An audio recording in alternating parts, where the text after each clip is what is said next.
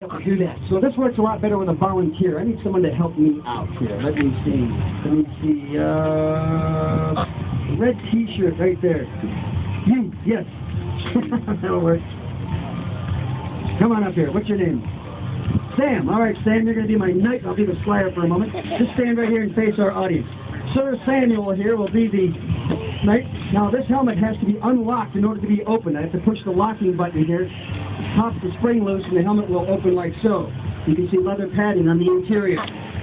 The squire then places the helmet on his knight's head like so. Can you feel the padding in there, Sam? It's not too bad, is it? All right, he's going to disappear for a second. All right.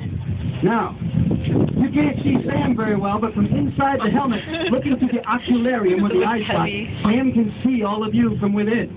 Can you see inside there, Sam? Good. All right. The visor was lowered, protecting the face completely. Now let's look at the design of this helmet. Elongated and pointed, like the front of the armor, making it very strong and easily deflecting things away from the head and face area. But during the first cavalry attack, he's got his face fully protected. His vision is limited, but his horse is charging in a forward line. If he wanted more visibility after the first cavalry attack, he could raise the upper visor, giving him a wider field of vision, but still have excellent facial protection. He looks better like that, doesn't he? Now, breathing. Some books and movies would have us believe that the knight would suffocate to death in his armor. That's not true. Sometimes they were pressed down into the mud in the press of soldiers and these types of things. They drowned, but it was not the lack of oxygen flowing through the armor under normal circumstances.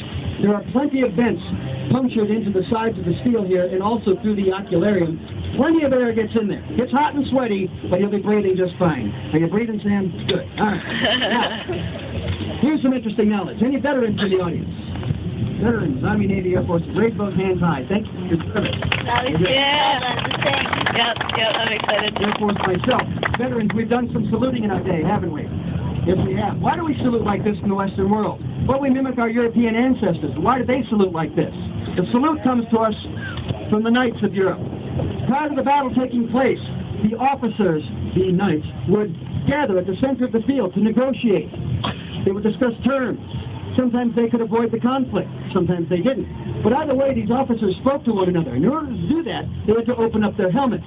Using these lifting pegs on the side of the visor, the knight would reach up, unlock the visor, and push the visor up by the peg. When he's pushing up the visor, what's he doing? Saluting. Saluting. Exactly. The origin of the military salute is the gesture of the knight, raising the visor of his helmet to speak to a fellow officer. That's where that comes from. All right, give Sam a big hand for helping us out.